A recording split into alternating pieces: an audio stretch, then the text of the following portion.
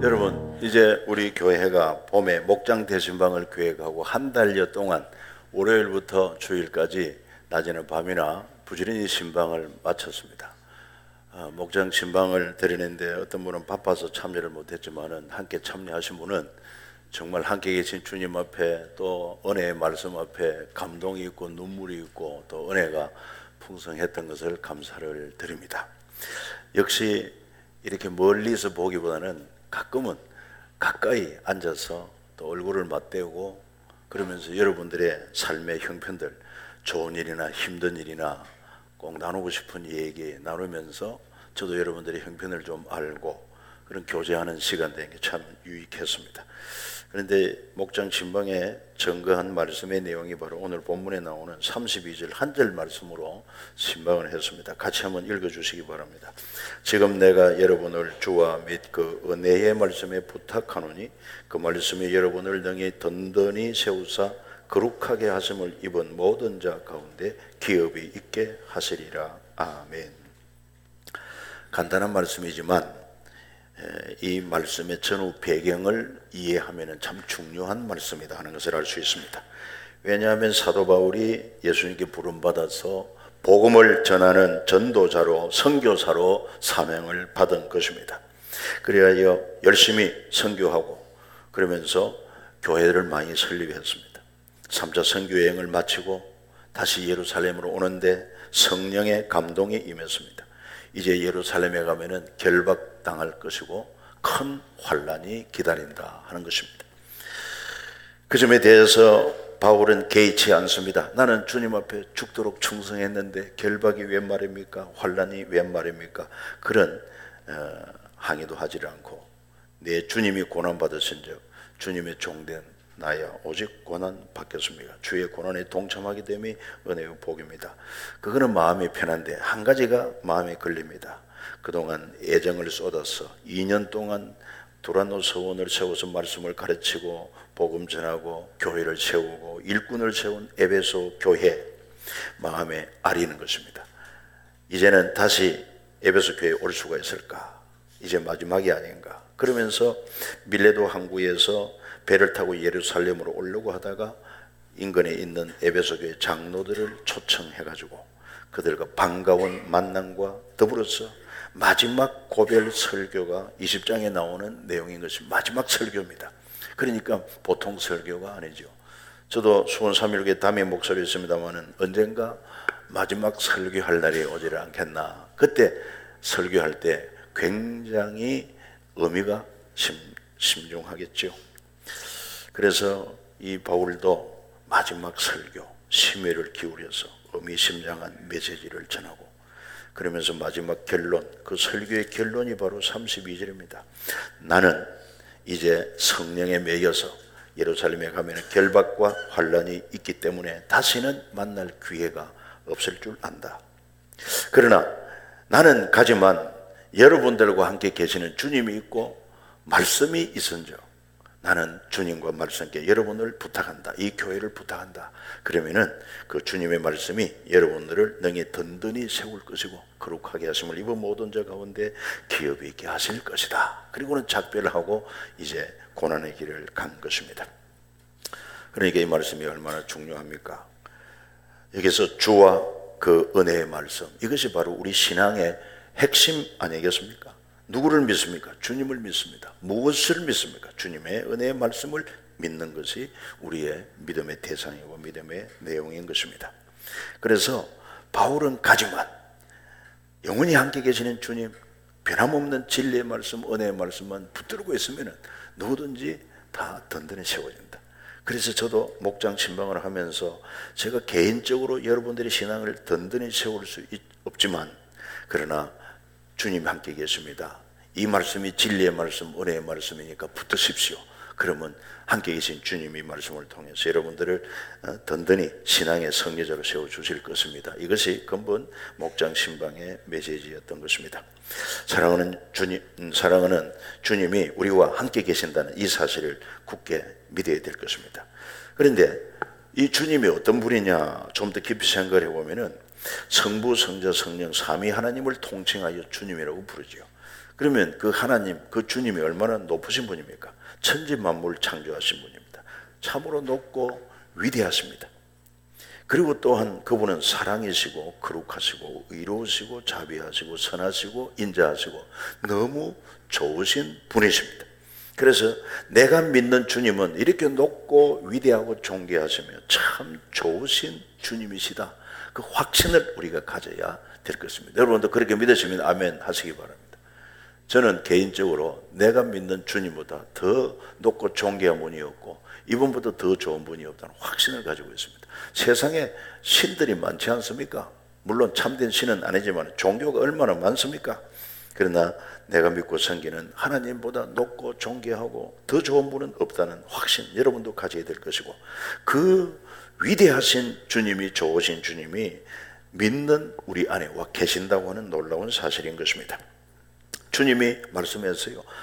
마태복음 28장 20절에 볼지어다 내가 세상 끝날까지 너희와 항상 함께 있으리라. 주님 말씀은 빈말 아닙니다. 반드시 참된 말이고 진리의 말씀이죠. 그러면 벌써 주님은 우리 안에 성령으로 와 계신다는 것입니다. 요한복음 14장 16절에는 또 뭐라고 했습니까? 다른 보혜사를 너희에게 주사 영원토록 너희와 있게 할 것이고, 그리고 18절 내가 너희를 고아와 같이 버려두지 아니하고 너희에게로 오리라. 이미 오순절 성령 강림으로 보혜사 성령으로 우리 주님이 오셨어요. 그래서 믿는 우리 마음속에 보이지 않지만 높고 존귀하고 참 좋으신 주님이 때로는 하나님 아버지로, 때로는 목자같이, 때로는 친구같이, 때로는 연인같이 우리 가운데 오셔서 함께하는 줄 굳게 믿으시기를 바랍니다. 이게 우리 신앙의 핵심인 것입니다. 이걸 놓쳐버리면 핵심 빠진 껍데기 신앙이 되고 마는 것입니다. 그래서 우리가 우리에게 임하신 주님을 모시고 주님과 함께 그분 뜻대로 사는 게 신앙 생활이라고 하는 것을 잊어서는 안 됩니다. 그리고 이렇게 좋으신 주님이 나와 함께 하는데 성경이 분명히 말하니까 그대로 믿어야 되겠고, 그 다음에 내 스스로도 주님이 나와 함께 한다는 증거가 있느냐? 증거가 있어야 합니다. 첫 번째 증거는 내가 예수를 구주로 믿는 것을 볼 때 내 안에 성령이 계신 것이 분명한 것입니다. 왜냐하면 고린도전서 12장 3절에 누구든지 성령으로 아니하고는 예수를 주라고 시인할 수가 없다고 그랬어요. 그러니 저와 여러분들이 2000년 전 십자가에 돌아가시고 부활하신 그분을 내 죄 죽음 문제 해결하신 구원자로 믿습니다. 간단한 문제가 아닙니다. 이건 성령이 오셔서 허물과 죄로 죽은 영혼이 살아나야 그 예수를 구주로 고백할 수 있다고 하는 것을 생각할 때 이미 예수를 구주로 믿는 여러분 속에 바로 주님이 성령으로 와 계신 분명한 증거임을 믿으셔야 됩니다. 믿으십니까? 그뿐만 아닙니다. 갈라디아서 4장 6절에 뭐라고 했어요? 너희가 아들이므로 하나님이 그 아들의 영을 우리 마음 가운데 보내사 그 아들의 영이 있음으로 말미암아 하나님을 아바, 아버지라, 우리 아버지라 이렇게 부르는 거예요. 우리 하나님 아버지 한번 불러봅시다. 하나님 아버지 이렇게 부를 수 있는 것은 아들의 영이 있다는 거예요. 성령이 계신 증거예요. 다른 사람 보고 하나님 아버지 불러보라고 그래봐요. 못 부릅니다. 간단하지만은 못 불러요. 그 다음에 여러분들에게 성령의 은사가 있습니까? 방언 은사가 있고 또 신유의 은사가 있고 지혜와 지식이 많으시면 은사가 있고 방언 통역의 은사 있고 영부밀의 은사 있고 아마 은사가 너무 다양해요. 그러면 그 은사도 내게서 나오는 게 아니라 자연인 사람에게서 나오지 않고 바로 주의 영이 내 안에 오셔서 주신 선물이기 때문에 나오는 거고, 성령의 열매가 있습니까? 하나님 말씀이 믿어집니까? 틀림없이 내 안에 거룩한 성령으로 주님이 함께 계시는구나, 이 사실을 분명히 알아야 될 것입니다. 그래서 고린도전서 3장 16절에 보니까 너희가 하나님의 성전인 것과 하나님의 성령이 너희 안에 계신 것을 알지 못하느냐 이렇게 묻고 있습니다. 여러분은 하나님의 성령이 거하는 성전, 하나님의 성령, 하나님이지요. 그분이 영으로 여러분 가운데 와 계시니까 하나님 모신 성전인 것입니다. 이거 얼마나 거룩한 특권인지로 말할 수가 없는 것입니다. 그렇다고 하면은 우리는 왜 주님을 함께 계신 주님을 잘 인식하지 못하는가? 머리로는 다 압니다. 아멘도 합니다. 그러나 실제 삶 속에 우리 가슴이 그렇게 주님과 함께하는 뜨거운 가슴이 없어요. 여전히 혼자 살 때가 많습니다. 그 이유는 뭐냐 하면은 우리는 육체를 가지고 있기 때문에 눈으로 보고 귀로 듣고 손으로 감각하는 것은 현실이구나, 실제구나 그렇게 믿을 수 있지만 영이신 주님은 보이지 않으니까, 그러니까 늘 뭐 볼거리 많고 들을 거 많고 할 일 많은데 보이지 않은 주님은 그냥 잊어버리는 거예요. 잊어버리고 무시하고 때로는 그분 앞에 악을 행하고 사는 이런 우리의 모습. 그러니까 주님이 어떻게 하신다고 그랬어요? 이런 믿음 없는 우리의 모습을 보고 성령이 근심하고 탄식하시는 것입니다. 왜 탄식하는지 아십니까? 주님이 우리에게 찾아오신 목적이 있는데 그 찾아오신 목적도 모르고 찾아오신 주님도 머리로만 알고 실제로 그분을 모시고 그분과 함께 살지 않으니까 성령께서 근심하고 탄식하는 거죠. 주님이 찾아오신 목적은 바로 우리 주님과 우리가 서로 사랑의 교제를 나누기 위해서인 것입니다. 하나님께서 원래 천지 만물 창조하신 목적도 뭔지 아십니까? 왜 우리를 하나님의 형상으로 만드셨습니까? 성부, 성자, 성령, 삼위 하나님이 영원부터 사랑으로 교제했는데 그 사랑이 너무 좋은 것이니, 그래서 우리의 형상을 따라 우리의 모양대로 우리가 사람을 만들어서 그들과도 함께 사랑으로 교제하자, 이거 아니겠습니까? 그래서 우리를 위하여 에덴 동산 낙원을 만들고 하나님의 형상대로 사람을 만들어서 사랑하며 살려고 했는데, 근데 사탄이 시기해가지고 여자를 유혹합니다. 이 선악과 먹어도 죽지 않고 눈이 밝고 하나님처럼 된다고. 그러니까 정말 과일을 보니까 먹음직하고 보암직하고 지혜롭게 할 만큼 탐스러운지라, 그래서 그러면 따먹게 되고 남자에게 주 남자도 먹고 하나님 말씀을 불순종한 죄가 된 것입니다. 하나님은 거룩하신데 죄를 지었으니 하나님과 함께 교제할 수 없어서 우리를 에덴 동산에서 내친 것입니다. 그래서 낙원을 잃었습니다.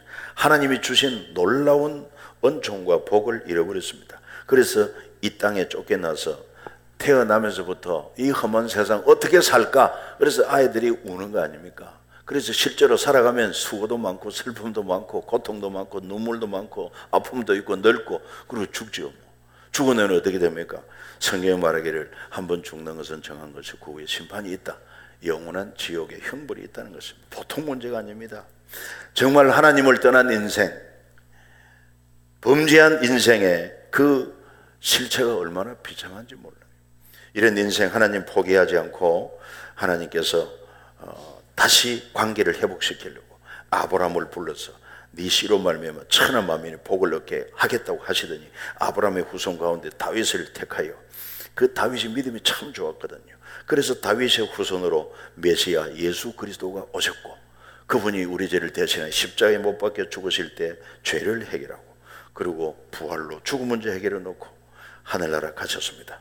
그리고는 이 복음을 증거해서 이 누구든지 복음을 듣고 믿는 자는 죄 사함 받고, 그래서 성령이 다시 우리 안에 와 계십니다. 주님이 찾아오시는 것입니다. 과거에는 죄인된 우리는 하나님과 함께 할 수 없었지만 이제는 예수의 보혈로 우리 죄를 다 청산했기 때문에 하나님 눈으로 볼 때에는 거룩한 거예요. 깨끗한 거예요. 그래서 여러분 몸을 성전 삼고 와 계시는 줄 믿으시길 바랍니다. 뭐 하자고? 쉬운 말로 같이 살자, 사랑하며 살자, 이 목적인 것입니다. 잊지 마시기 바랍니다. 이것이 창조의 목적이고 우리를 구속해 주신 목적이고, 장차 우리가 천국에 가면은 그 천국에서 뭐 하겠습니까? 주님과 믿는 자들이 서로 사랑하며 사는, 영원히 사는 곳이 바로 천국 아닙니까? 그러면 이 땅에서부터 우리가 주님, 함께 계신 주님과 더불어 사는 삶을 훈련하지 않는다면 그건 어색할 것입니다. 주님이 찾아오신 목적이 바로 우리와 더불어 함께하고 우리의 삶을 풍성하기 위해서 오셨는데, 여러분 요한복음 10장 10절 이렇게 말씀하십니다. 도둑이 오는 것은 도둑질하고 죽이고 멸망시키기 위한 것이요 내가 온 것은 양으로 하여금 생명을 얻고 더 풍성히 얻게 하려 함이라. 우리의 삶을 그저 예수 믿어서 구원 얻는 정도가 아니라 구원 얻은 우리의 삶을 풍성한 삶을 누리도록 주께서 오신 줄 믿으시길 바랍니다. 그렇게 할 능력이 주께 있습니다. 그리고 데살로니가 전서 5장 10절 한번 읽어 주십시오. 시작. 예수께서 우리를 위하여 죽으사 우리로 하여금 깨어있든지 자든지 자기와 함께 살게 하려 하셨느니라. 한 번만 더요. 시작. 예수께서 우리를 위하여 죽으사 우리로 하여금 깨어있든지 자든지 자기와 함께 살게 하려 하심이라. 이것 때문에 주님이 오신 것입니다. 함께 살기를 주님이 원하시는 것입니다. 함께 살 때 우리를 구속하고 간섭하고 괴롭게 하려고 우리에게 오신 것이 아닙니다. 연약한 우리를 도와서 우리에게 지혜와 능력이 되어서 우리의 삶을 풍성하게 하고 승리하게 하고 그리고 자유하게 하고 평안하게 하고 소망이 넘치는 이런 삶을 살게 하기 위하여 주님이 찾아오신 것입니다. 그런데도 불구하고 이 주님을 찾아오신 주님을 함께 하지 못하면 신앙생활은 또 하나의 짐이 되고 맙니다. 우리가 신앙생활을 하지 않더라도 가정생활을 하기도 벅차고 직장생활에다가 사회생활을 해도 바쁜데 거기다가 신앙생활이라는 거 지금까지 하나 더 얹어 놓았으니까 벅찬 것입니다. 그래서 예수 믿어보십시오. 시간도 얼마나 많이 소요가 되고 물질도 얼마나 많이 들어가야 되고 몸으로도 얼마나 수고를 많이 해야 됩니까? 그런데 이것이 내가 한다, 내 힘으로 하면은 이건 정말 벅차지요. 부담이 되지요. 아웃됩니다. 그러나요, 내가 아니요. 내가 예수를 믿으면은 나는 죽고 내 안에 예수가 사시고 나는 그를 믿는 믿음으로 사는 것이니 그분이 나와 함께 하심으로 내 지혜가 되어지고 능력이 되어주고 권세가 되어줌으로 말미암아 그래서 가정생활도 직장생활 사업이나 그 다음에 사회생활도 성립케 하는 능력이 된다는 것입니다. 이게 짐이 아니죠. 독수리에게 큰 날개가 있다고 말씀드렸어요. 그 큰 날개가 독수리에게 부담이 됩니까? 부담이 아닌 특권이고 능력이듯이 우리에게 예수 믿는 신앙생활이 부담이 아닌 우리만의 특권이고 그리스도인의 능력이 되는 줄 믿으시기를 바랍니다. 그걸 위해서 주님이 오셨다는 것입니다. 얼마나 놀라운 은총인지로 말할 수가 없어요. 그래서 문제는 어떻게 하면은 우리 삶을 풍성하게 하고 성립케 하고 만족케 하는 주님을 모시고 함께 살 수가 있느냐. 이게 쉽지를 않아. 잘 안 돼요, 보니까. 그래서 어떻게 하면 우리 성도들로 하여금 믿음의 핵심이 되는 우리 주님 모시고 함께 살 수 있을까? 그게 목회자로서의 이제 큰 과제이기도 하지요. 그래서 나름대로 생각한 게 범사의 주님을 인정하고 전심으로 의지하고 순종하자. 그러면은 주님과 동행할 수 있다. 그 사실을 근본 목장에서 말씀을 드리고 목장 신방을 종료하는 이 시점에 우리 온 성도들 여러분들께도 이 말씀을 드리고 싶은 것입니다. 주님은 와 계신 게 확실합니다. 그리고 그분은 우리의 지혜와 능력으로 풍성한 삶을, 승리의 삶을, 소망 넘치는 복된 삶을 살게 하십니다. 그러니까 이분을 모시고 함께 사는 게 신앙생활이지, 그렇지 않고 주일날만 왔다가 순서에 따라서 예배하고 가는 것으로 신앙생활을 했다고 하면은 너무 빈약합니다. 거기에 주의 능력을 체험할 수가 없습니다. 이분을 함께하는 이분을 모시고 내 가정에서 또 직장에서 사회생활 가운데 주님과 함께 살아야 그게 주님의 지혜, 주님의 능력, 주님의 권세가 나타나서 우리가 승리할 수가 있고 풍족한 삶을 살 수 있지 내 힘으로는 안 된다는 것입니다. 그래서 범사의 주님을 인정하자. 왜? 주님이 함께하는 게 너무나도 확실한 진리이기 때문에 그렇습니다. 여러분, 우리가 친한 사람끼리 이렇게 오늘도 만납니다. 만나서 대화하다가 헤어질 것입니다. 그리고 부부간이라 할지라도 늘 함께 하질 않습니다. 시시때때로 떨어져 살다가 때로는 영원히 이별할 때도 옵니다. 그러나 우리 주님은 그렇지 않아요. 세상 끝날까지 영원토록 함께 하는 주님, 뗄래야 뗄 수 없고 헤어질래 헤어질 수 없는 주님이 찾아와서 계시는데 여러분 어떻게 해야 되겠습니까? 이제는 이분을 철저하게 여러분 삶 속에 인정하셔야 됩니다. 그래서 하루 동안 살면서 주님이 함께 계시는 것이 진리고 사실인즉 믿음의 눈으로 함께 계심을 믿음으로 바라보고 그래서 그분을 인정해야 됩니다. 수시로 주님 부르세요. 그리고 하나님 아버지라고 부르시면 됩니다. 그리고 두 번째로 의지하십시오. 여러분 삶을 그분에게 맡기라는 것입니다. 이제는 내가 산 것이 아니고 내 안에 주님이 주인 되어 사는 삶이고 나는 그분을 믿는 믿음으로 사는 것 아니겠습니까? 그래서 여러분 삶 속에 일어나는 여러 가지 삶의 문제들이 많습니다. 걱정, 근심, 염려도 있고요, 불안도 있고, 고통도 있고, 또 분이 일어날 때도 있고, 여러 가지 우리 인생이 복잡합니다. 이것을 나 혼자 담당하면 스트레스 받습니다. 어깨가 무겁습니다. 그러니까 감당하기가 어렵습니다. 그러나 이제는 내가 아니요 내 안에 주님이 사신즉 주님에게 내 삶을 형편과 처지를 주님 앞에 기도로 아뢰십시오. 빌립보서 4장 6절 7절에서 말하지 않습니까? 너희는 아무것도 염려하지 말고 오직 모든 일에 기도와 간구로 너희 구할 것을 감사함으로 하나님께 아뢰라. 여러분, 이거 못할 거 뭐 있습니까? 주님이 함께 계시고 참으로 위대하시고 능력이 많으시고 나를 사랑하는 친구와 같은 주님이 계신즉 내게 문제가 있을 때, 어려움이 있을 때, 염려가 있을 때 주님 부르고 그 주님 앞에 내 염려되는 거, 고민되는 거 아뢰일 수 있지 않습니까? 그렇게 하면은 우리 하나님이 어떻게 역사하시느냐? 모든 지각에 뛰어난 하나님의 평강이 그리스도 예수 안에서 네 마음과 생각을 딱 붙들어준다, 지켜준다고 그랬어요. 이런 은혜가 충만하기를 축복합니다. 이걸 누리고 살아야 재미가 있지요. 정말 주님과 함께 사는 구체적인 그런 재미를 우리가 실제로 누려야 됩니다. 기쁨을 누리고 행복을 누리고 이래야 신앙생활이 행복할 것 아니겠습니까?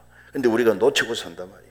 바로 이분을 놓치고 사니까 그런 것입니다. 그래서 절대로 이제는 놓치지 말고 잊어버리지 말고 주님 자주 부르세요. 수시로 무시로 주님 부르세요. 그곳에 함께 계시니까. 그리고 여러분들의 삶을 주님께 맡기십시오. 수시로 우리 삶 속에 이런 마음의 격동이 일어나지 않습니까? 막 기쁠 때 있으면 혼자 기뻐하지 말고 주님과 함께. 슬픕니까? 혼자 슬퍼하지 마시고 주님께 맡기세요. 필요가 있습니까? 필요한 거 그 주님 앞에 구하십시오. 찾으십시오. 두드리십시오. 주님은 주신다고 약속하고 있습니다. 그러니까 이게 어려움도 아닌데 이 함께 계신 주님에 대한 확신이 없으니까 자주 주님 부르지도 않지. 문제가 있어도 맡길 줄도 모르지. 이걸 내가 끌어안고 걱정하고 근심하고 염려하니까 이거 얼마나 힘든지 몰라요. 그러니까 성령이 얘야 네 힘으로 살려고 하느냐 내게 맡기라. 그래서 주님이 탄식한다고 하지 않습니까? 이제부터 철저히 맡기고 마지막으로 주께 순종하여 주님을 기쁘시게 하는 삶을 사시면 되는 것입니다. 이거 아니겠습니까? 내가 생각할 때 이보다 높고 존귀하고 나를 사랑하는 주님이 어디 있습니까? 그 사랑의 그 은혜가 얼마나 큽니까? 너무 감사하지 않습니까? 그러니 이분이 늘 나와 함께 하시니 내 삶 속에 계시니까 내가 어떻게 하면 우리 주님을 기쁘게 할까? 이 마음으로 여러분들이 정말 주님을 섬기하지 않겠습니까? 그저 아무 의식도 없이 주님은 분명히 함께 계심에도 불구하고 인정하지도 않고 의지하지도 않고 그분을 기쁘게 하지도 않고 한다면은 어찌 신앙생활이라 하겠습니까? 그래서 결론은 함께 계신 주님을 기쁘시게 하자.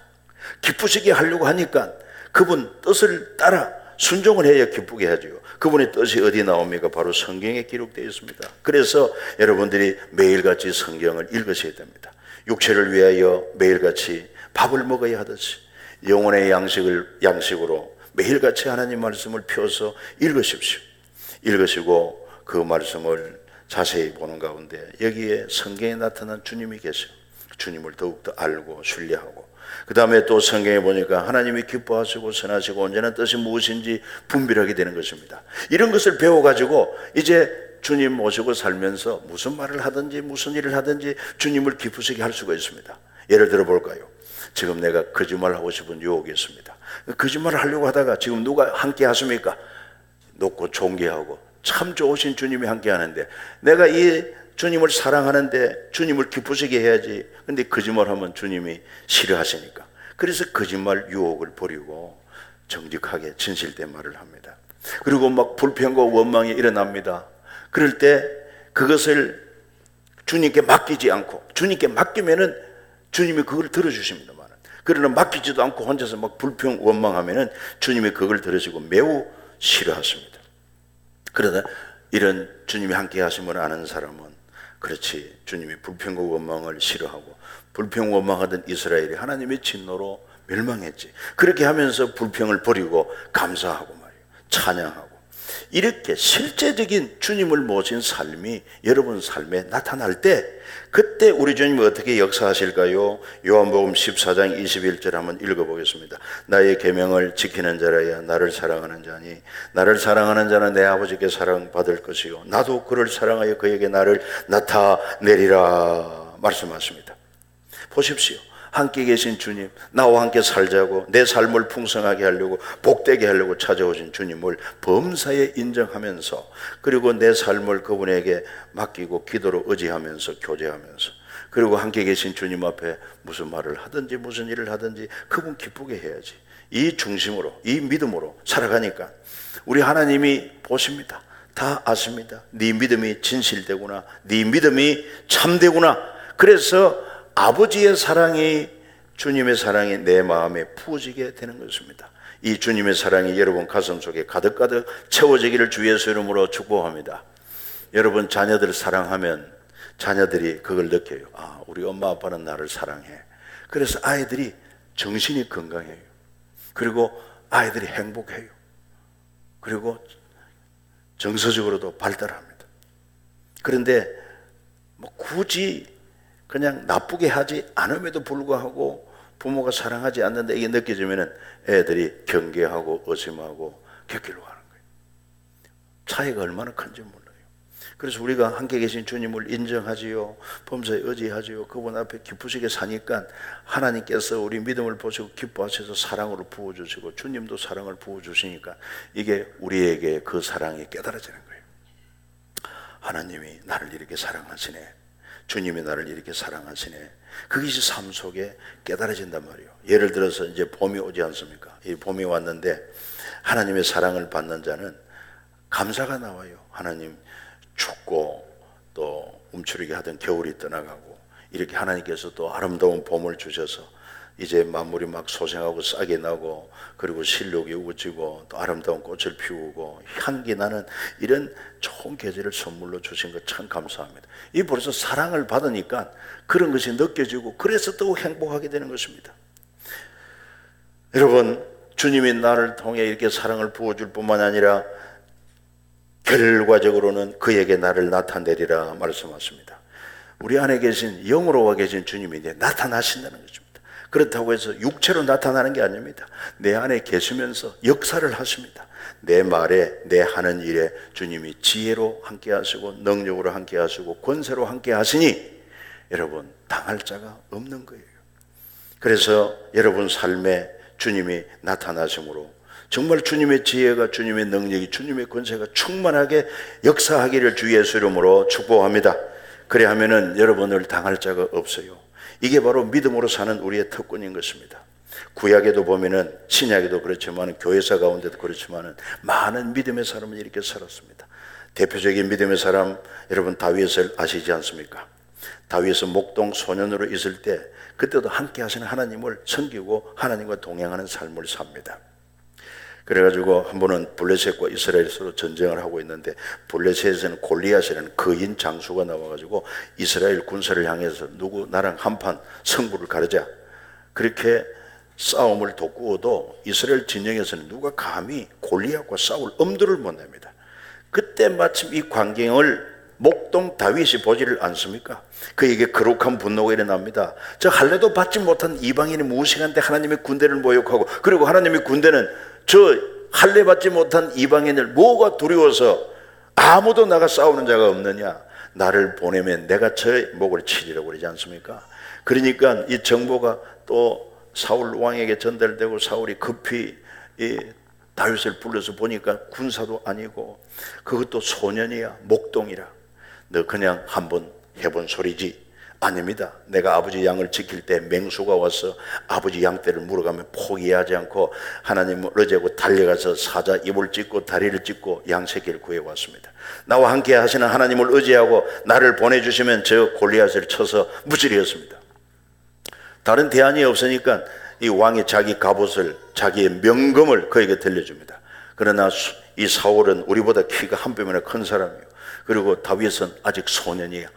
옷이 안 맞습니다. 부자연스럽습니다. 갑옷도 버리고 명금도 버리고 그냥 목동의 모습 그대로 지팡이 들고 그다음 물맷돌 가지고 여러분 골리앗과 싸우러 나가지 않습니까?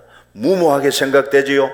비현실적으로 생각되지요. 믿음은 이성을 초월하는 것입니다. 환경을 초월하는 것입니다.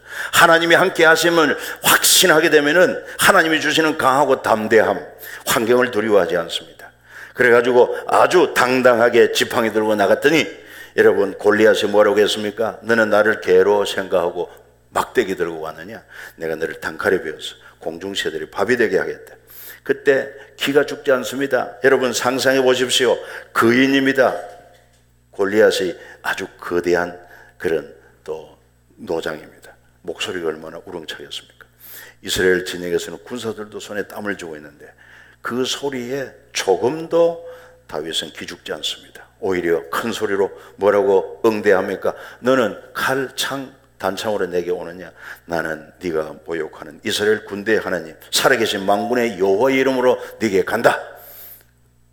하나님이 듣습니다. 그 믿음을. 또 하나님이 그에게 담대함을 줍니다. 그래가지고 적당한 거리에서 물매를 돌려서 던졌지 않습니까? 그게 마치 현대 용어로 미사일이야. 미사일. 정확하게 골리앗의 이마 정수리 급소를 맞추니까 단번에 쓰러지는 것입니다. 이게 인간이에요. 달려가서 그의 칼을 뽑아서 목을 치니까 이스라엘 군대에서 뭐 함성이 터집니다. 와, 이런 일이. 그러니까 저들이 막 용기 백배 해가지고 블레셋 물리치고 승리하게 된 것입니다. 이것이 동화가 아니고 이것이 설화가 아니고 살아계신 하나님을 믿는 자에게 하나님이 나타나실 때 가능한 역사, 오늘 우리에게도 가능한 줄 믿으시기를 바랍니다. 왜 이런 위대하신 주님을 잊고 삽니까? 왜 보잘것없는 자기 지혜 능력만 의지하고 살려고 하십니까? 그러니 성령이 답답한 거요. 성경에는 이런 믿음의 역사를 하나님이 소개하고 있는데 어찌하여 오늘 이 시대는 이 믿음이 없는고 탄식하는 것입니다. 그래서 지금도 하나님이 온 땅을 두루 감찰하시면서 누가 전심으로 함께 계신 주님을 인정하고 의지하고 믿음으로 사는 자가 있느냐? 왜? 그에게 능력을 주어서 당신의 영광을 나타내고 싶다고 했으니 오늘 여러분들이 그 주인공이 다 되시기를 주 예수 이름으로 축복합니다. 우리의 행복, 우리의 만족은요, 우리 환경이 아닙니다. 우리가 얼마나 좋은 환경에 얼마나 많은 소유를 가지고 얼마나 높은 지위, 명예를 가져야 여러분 만족하고 행복하겠습니까? 아닙니다, 여러분. 정말 함께 계신 주님을 만나버리면은 주님과 함께 사는 그것이 곧 천국이요. 주님과 함께하는 이것이 최고의 만족이 된다는 사실을 믿음의 사람은 고백하고 있습니다. 역시 다윗의 얘기입니다만 다윗이 그 골리앗을 죽인 이후로 얼마나 유명해졌습니까? 그러니까 이스라엘 왕 사울이 시기합니다. 저 인기를 그냥 두어서는 내 아들 왕위가 위태롭다. 그러니 제거해야 되겠다. 특공대 3,000명을 풀어서 다윗을 죽이게 합니다. 다윗이 피해 다닙니다. 그러니 그 좁은 땅, 강원도 많은 땅에서 어디로 가겠습니까? 피해 다닙니다. 그리고 때로는 완전히 포위되어 가지고 죽을 뻔한 그런 위험에도 처합니다. 그리고 도망가면서 어디를 가야 여러분 식사가 제공되겠어요? 포장이 안 됐어요. 그러나 그는 시편 23편에 이렇게 말합니다. 여호와는 나의 목자시니 내가 부족함이 없으리로다. 이 대단한 고백이 아닐 수 없어요. 그가 왕일 때 이 고백이 나온 것이 아니라 바로 특공대 사울에게 쫓겨다니면서 어디로 가야 할지도 모르고 사망의 엄청난 환경에 통행하게 되기도 하고 그리고 한 끼 식사 보장이 안 되는 상황에서도 함께 하시는 주님이 나의 목자시다. 목자의 역할이 뭐냐? 양을 인도하고 양을 지켜주고 양의 필요를 공급해 주는 거다. 이 믿음이 와버리니까 그런 상황 속에서도 부족함이 없는 거예요. 진정한 만족을 고백할 수 있는 거예요. 그래서 여러분 우리는 이 행복을, 이 만족을 찾아야 되지 세상 사람들의 가치관으로 그런 만족, 행복을 찾으면 어느새 행복할 수 있겠어요? 누가 행복합니까? 우리 옆에 있는 이재용 부회장이 많은 소유를 가지고 그래서 행복할까요? 아니라고 봅니다. 그도 고민이 참 많아요. 자기가 막 결정하고 앞으로 먹거리도 새로 개발해야 돼요. 얼마나 힘든지 몰라요. 그러나 우리는 아닙니다. 이제는 내가 아니고 내 안에 계신 주님, 그분의 지혜, 능력, 권세는 무한합니다. 이분을 딱 믿어버리면 걱정도 없어요. 두려운 것도 없고 염려도 없고요. 그래서 만족하다는 고백을 합니다. 찬송가에 나오지 않습니까? 초막이나 궁궐이나 내 주 예수 모신 곳이 거대한 하늘나라. 이런 진정한 만족과 행복을 함께 계신 주님을 만나고 이분을 인정하고 의지하고 그분 앞에서 좀 기쁘게 살아야겠다. 그 믿음을 좀 살아있는 믿음을 보여주심으로 하나님이 사랑하고 주님이 나타나심으로 이런 위대한 승리의 삶을 오늘 이 시대의 다윗과 같은 또 바울과 같은 이런 위대한 믿음의 인물들이 되시기를 주 예수 이름으로 축복합니다. 같이 한번 우리 감사와 결단과 간구를 한번 드려주면 감사하겠습니다.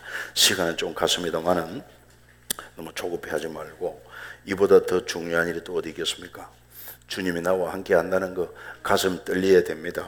정말 가슴이 떨려야 돼요. 그리고 온몸으로 주님과 함께 살려는 거룩한 결심이 있어야 됩니다. 그리고 이 주님 앞에 여러분 문제가 뭐가 있습니까? 한번 알아보십시오. 여러분 소원이 뭐가 있습니까?